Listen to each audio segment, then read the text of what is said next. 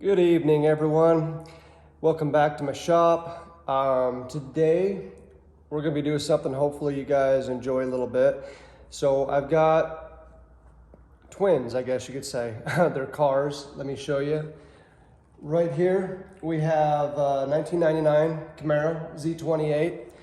This car is one of two that I have. This one's a 99, the other one I have is a 98. Both LS1 powered cars. This one's an automatic, the other one is a manual. This one is in for some heavy maintenance. Basically, it's leaking oil everywhere from the motor. Oil pan, rear main seal, front main seal, timing cover, valve covers. I mean, you name it, it's leaking. It's got about 200,000 miles on it. So the best thing for me to do is going to be just pull the motor and reseal everything instead of doing a little bit here and there, and just it's going to add up time and it's going to be a lot quicker to do it this way. So what I'm going to do is kind of the same as the S2000, going to drop the engine and cradle from out underneath the car versus raising it out with a hoist. It should go quicker this way, especially if you guys familiar with these cars. The engine sits back underneath the cowl there quite a bit, and it's just going to be a lot easier to pull it out the bottom. So I'm going to try and do a step-by-step, kind of like I did with the S2000, to show you guys how to drop one of these motors and do it as quickly as possible. And then I will go through with the video on replacing all the gaskets on the motor itself. So without further ado, I'm going to start out with this job. So obviously, got to set the jacks on the car, and starting up top here, quickly, there's really no specific order. I mean, there is if you go by the repair manuals and stuff, but I'm going to start with undoing the air intake, or the air cleaner and throttle body intake here, the air tube. Unplugging the mass airflow sensor and the idle air temp sensor. We'll unplug that, get this out of the way, and then obviously you want to undo your fuel line here. Got a evap hose right here to undo. Undo the throttle cable, cruise control cable, and then I'm going to raise it up, take the drive shaft out, and start doing a few things under there as well. The other thing you want to do is undo your Pcm connectors here, because that is going to get folded over and the harness is going to stay attached to the engine. I'm going to drop out the engine harness with the engine, kind of like I did with the S2000 as well. So that's where I'm going to start with that, and then also got to pull the front tires off because we got to drop the cradle. So one of the first steps there is take the tires off too. So going to go ahead and take that stuff off, and then get back to it and show you guys kind of the next steps. But for part one, that is going to be the starting point, at least for me. Again, you know, if you go by all data or some of the other step-by-step instructions for doing engine service, the steps may vary a little bit, but the end result is the same. So it's kind of up to the user how you want to take it apart. Some guys might say do this, some guys might say do that, but as long as everything gets unhooked, you know, it'll come out. So I'm going to start with this and then come back and show you guys the next steps. So be right back. Okay, we're back, and this is the first time you get to see me with my glasses on as well. So here we go. Vehicle's back up in the air, tires are off. Gonna go back here. Drive shaft is out. Pretty simple deal there. Just 4 bolts. Take the straps off, pull the drive shaft out. If you have access to a transmission plug, I highly recommend you use one of those. It keeps oil from squirting out, you know, when you're pulling the motor, weird angles and stuff. So if you have one of those, it's great to have when you pull a drive shaft, just so it doesn't leak. Obviously, I pulled the center section of my cat back apart here, and the torque arm was undone. So with the torque arm back here on the rear end, you don't have to loosen this stuff, just leave it alone. Those bolts don't get messed with. Up front here on the transmission, the 3 cross bolts and nuts get taken actually don't have to take them out, just loosen them, and then the strap here that wraps around the torque arm where the bushing is, that has to come off, and just let the torque arm, because the rear end wants to twist, the torque arm wants to kind of gradually go up. Just go ahead and let the torque arm naturally want to go up and rest against the floor of the car. It's fine. Gives you plenty of room now to, when the motor and trans come out, you don't have to worry about that torque arm. Kind of wanted to show you guys this too. So this is why I'm pulling the motor. You can see the drips on the bottom of the pan, drips on the oil filter. All that's coming from the oil pan and the rear main seal. Some of it is coming from up top and coming from the front main, but it's just nasty. Had this car for, I don't know, at least a year, and it was leaking when I got it, and this is just one of the things I put off and put off and put off. Maybe you guys that do this stuff as a living, you realize if you're a mechanic, you do it all day. Sometimes you don't want to do this stupid stuff at home. You know, you'd rather do motor swaps and the cool stuff. Well, eventually you have to get to stuff like this. I hate oil leaks. I hate messes, and so this is one of the things I've been putting off, but it's got to be done. So we're going to go through the motor and take care of all these oil leaks. It doesn't really transfer very good on video. I guess it kind of does, but this thing is just nasty. The motor is gross. One thing that is nice though is, I mean, up top, motor, the block still is shiny. It's in good shape as far as like leaks haven't totally made it disgusting, but the lower part of the motor looks bad. So, and again, you don't have to pull the motor out to do the oil pan. You can just pull the cradle and get the oil pan out. The rear main seal, obviously you have to pull the transmission, but where I'm doing all this, again, it's just gonna be faster and easier just to drop the motor and then just go through the whole thing and replace all the seals on the whole motor. So that's where I'm at, and I'll keep you guys, bring you back when get some more stuff off this car. So the next thing is going to be to undo some of the stuff to help drop the cradle. I'll get to that in a little bit. Haven't quite decided the fastest, easiest way to do that. It's going to be a little bit different than when I did the S2000.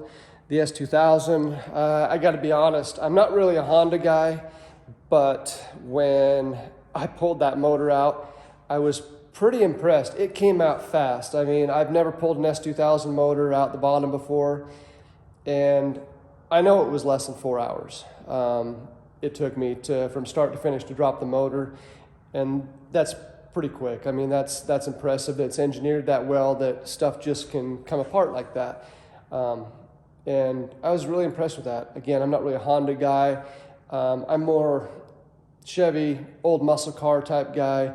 And, you know, I like stuff that's easy to work on, and that was actually really easy to work on. Then once I got the motor out, I mean, in an hour, hour and a half tops, I literally had the motor stripped down to nothing, bare block. So congrats to Honda for back in the day, 2000s, you know, making an awesome car.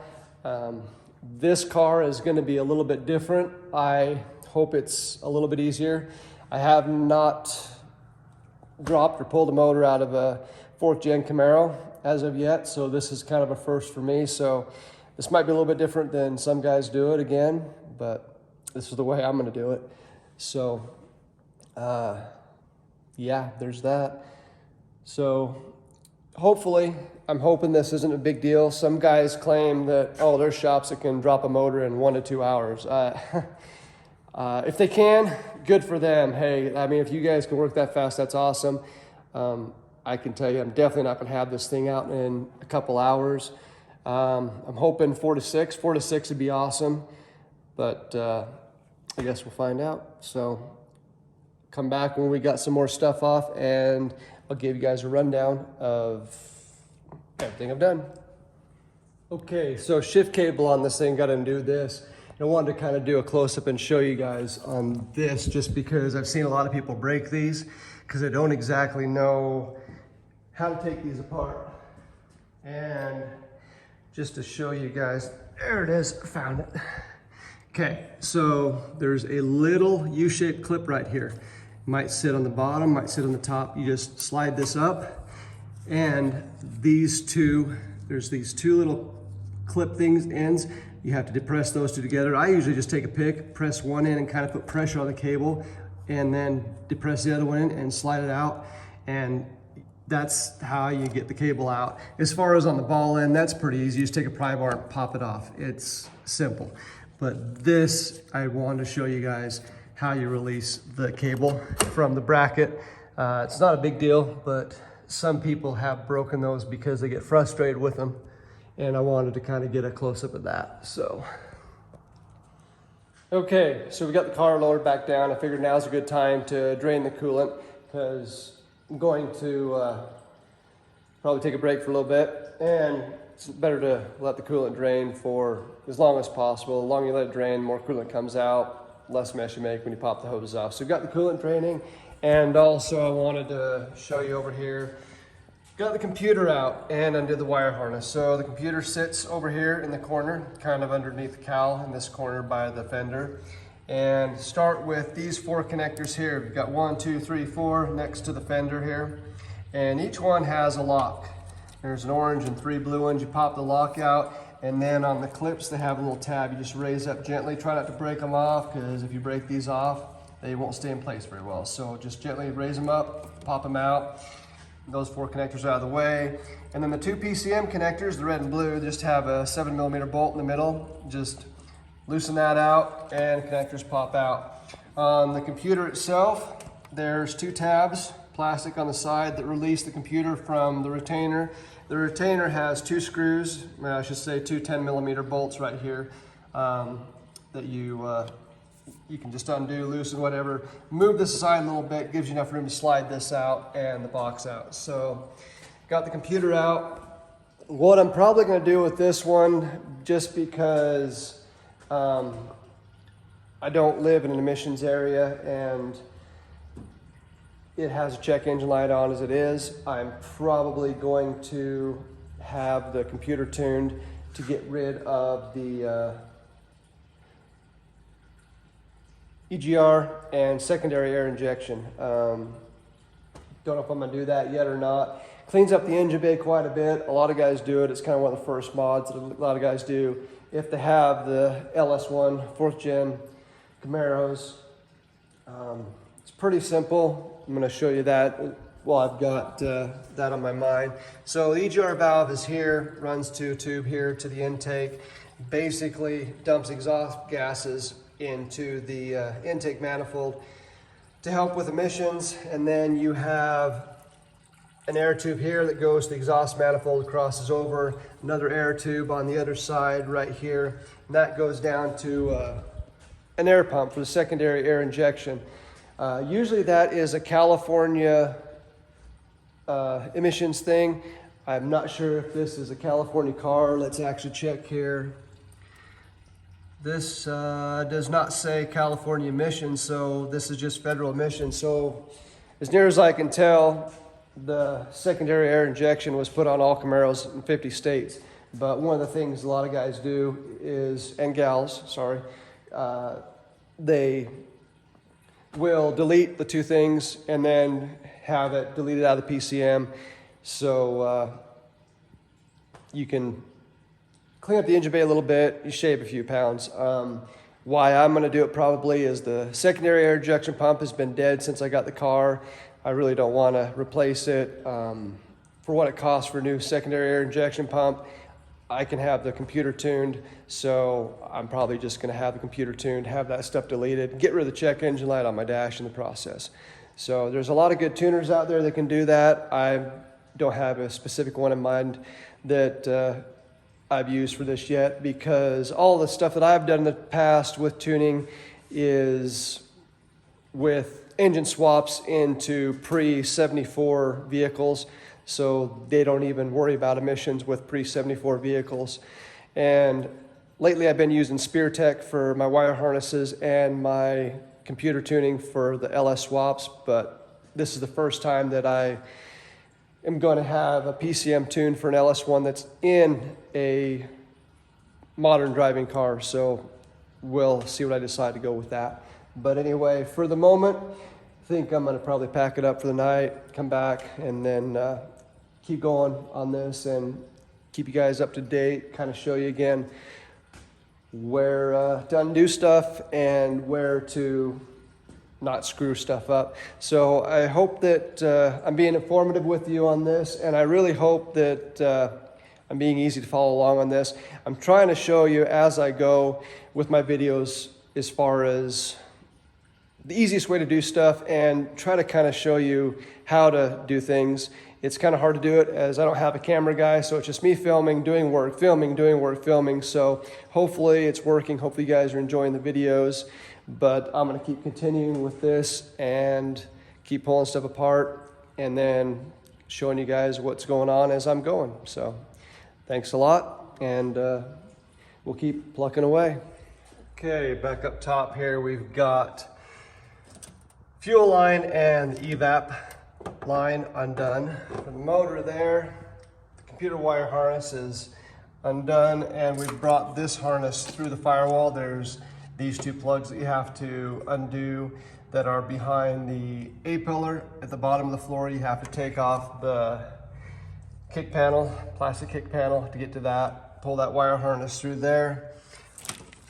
Down on the side here is hard to see, but down in this general area by the dipstick tube, there is a harness that goes around the air conditioning accumulator hose. From there it drops down, and you have to clear that from the accumulator. So just undo the accumulator. You have to evacuate out the Freon and recharge it anyway, and so you're gonna have to undo some AC lines, but undo this line. You can get the harness around that. Just fold the harness over on top of the engine, let it sit there, and it'll stay there till you lower it. Again, this accumulator line, undid it, drop it down. It'll come out with the motor as well. It stays attached to the air conditioning condenser. Condenser stays attached to the motor. Underneath here, both sides, ABS wire harness is unplugged. You have to do that on both sides, as well as the sway bar is undone now. I highly recommend you buy a can of PB or some penetrating oil that you prefer, because there usually is a lot of bolts on the undercarriage here that definitely require it if you want to get those out without breaking them. That's why this is a little bit oily, is because I used a bunch of that to help aid in the removal of the bolts. So next step is going to be the rest of the suspension and a few more harnesses that I have to move out of the way. Okay, back up in the air again. As stated, here's the low side AC line. Just pulled it through up top here. Just let it hang here. There is a ground strap right here. Undid that. And then I also did undo a clip right here that helps relieve some of the slack on the harness up top. Next is going to be, and I'm just going to undo these. Next is loosen the 3 cradle bolts on each side. 4 transmission crossmember bolts. Undo the 2 strut bolts on each side, and undo the upper ball joint connections there, and hopefully this thing should drop out. I will post anything else up, add to it if there's something else, but hopefully the next step is going to be dropping this thing down. So fingers crossed, that should be it, and this thing should come out. If not, well, we'll be right back. Okay, so I think I've got everything unplugged, unhooked, and disconnected.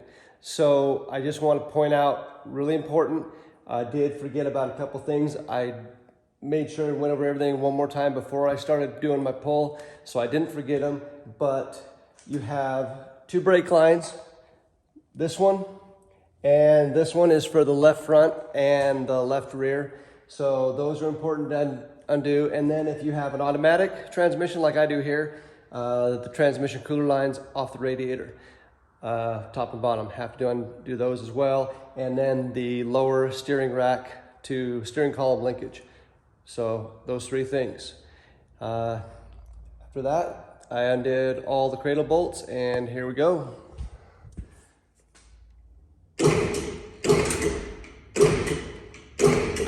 So far, so good.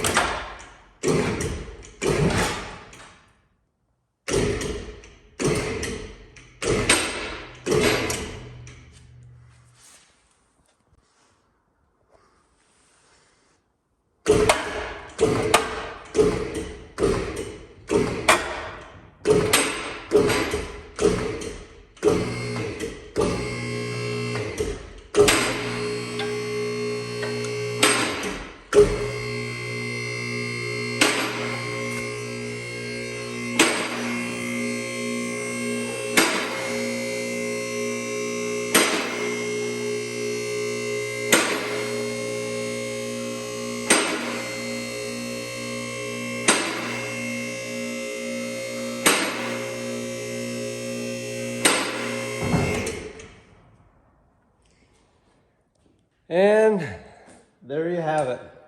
An LS1 with automatic out of a 4th gen Camaro. So total time I'm into this, I'm gonna put it roughly at 4.5 hours over 2 days, 2 nights, I should say, after work. So if you have the right equipment and you have decent mechanical skills, abilities, this one really isn't too bad either. I would probably put this fairly close in difficulty or ease as the Honda S2000 that I did in an earlier video. So I would say realistically, this one really wasn't much harder. What made this one more difficult, if you want to say that, was just a few more things you had to undo with the automatic transmission and the brake lines. The brake lines, if they would have ran the brake lines differently to where you didn't have to undo those, it would have saved a little bit of time. So other than those two things, it's really designed about the same. It's fairly easy to drop the transmission and engine out of the car on the cradle, and don't be scared. It's easier than it looks. It really is. It looks like a big mess. It looks like it's really difficult. But again, with the right tools, anything's possible, I should say. So anyway, here we go. And the next video following this one is going to be not a teardown, but more just disassembly, doing the routine, doing the routine replacement of all the seals and gaskets on the motor. And I haven't decided yet. I might replace the transmission while I'm here. This one was fine, but I might upgrade it a little bit.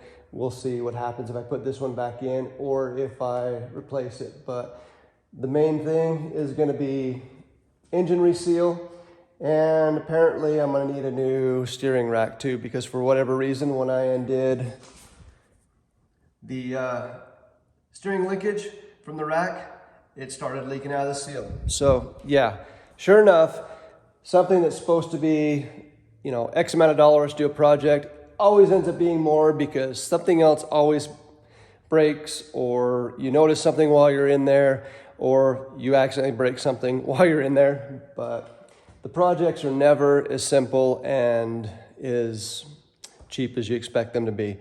Usually something like this, if you have a budget, double it. Double the budget, you'll definitely be safe. So anyway, thanks a lot for watching, everyone. Next video is going to be tear down the motor, and I hope you guys watch. See you soon.